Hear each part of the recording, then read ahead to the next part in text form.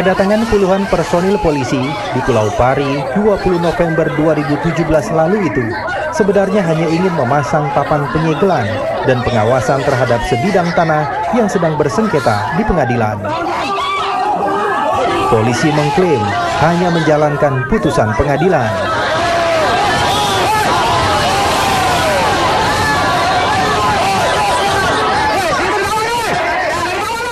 Kami melakukan pemasangan pelang dalam rangka proses penyidikan ya, di mana pada sekitar 10 bulan yang lalu, yaitu tepatnya Februari, Polres Kepulauan Seribu Satreskrim menerima laporan dari masyarakat, pelapor pemilik tanah yang bernama Bapak Pintarso.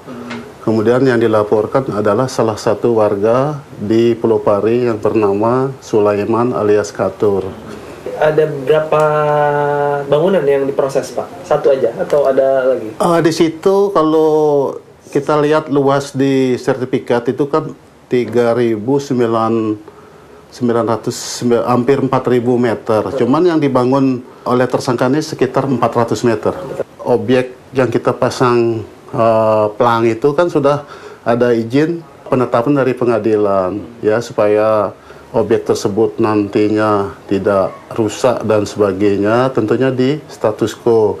Ini diawasi oleh penyidik. Kasus yang membelit Sulaiman alias Katur, warga Pulau Pari itu terjadi setelah PT Bumi Pari Asri menuding tanah yang dikelola Sulaiman adalah milik perusahaan.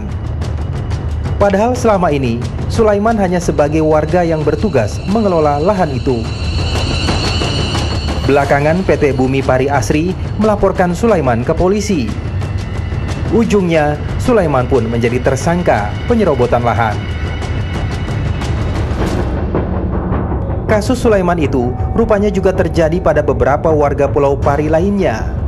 Salah satunya Edi Priyadi.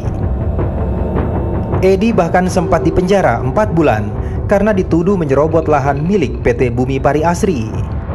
Bagi warga Pulau Pari, kasus yang menimpa Sulaiman dan Edi Priyadi adalah salah alamat. Ada dugaan kriminalisasi terhadap warga Pulau Pari. Surdin punya Homsa ini. Terus Surdin ini dipercayain lah sama Leman.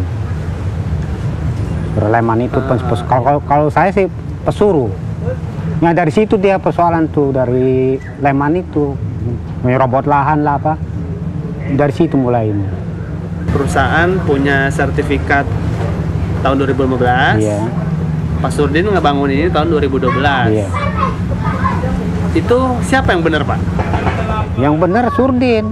Surdin, hak dia itu. Dia. Iya. Dia beli dari siapa? Sama saya. Beli sama Bapak? Iya. Oke. Ahli waris mat lebarnya. Tahun 2012. 2012. Iya, 11-12 lah. Iya, belinya. Perusahaan ini menggunakan pola-pola kriminalisasi, menggunakan hukum pidana terhadap warga yang menentang terhadap klaim perusahaan yang menyatakan mereka memiliki lahan di atas Pulau Pari. Dari 6 orang yang sudah menghadapi proses pidana, 6 orang ini adalah orang-orang tokoh-tokoh yang memang menjadi kunci atau juru bicara penolakan kehadiran PT Bumi Pari di Pulau Pari. Satu. Yang kedua, keterlibatan dari aparat. Kita melihat ada keterlibatan polisi, keterlibatan aparat pemerintah Kepulauan Seribu, lurah, dan camat. Nah, penggunaan aparat-aparat ini menjadi salah satu tolak ukur juga bahwa telah dilakukan upaya sistematis yang dilakukan oleh PT Bumi Pari untuk menguasai.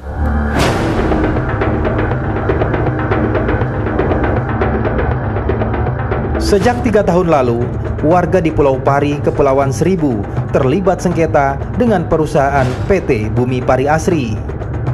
Perusahaan konsorsium itu akan membangun bisnis pariwisata dengan menguasai 90% lahan di Pulau Pari.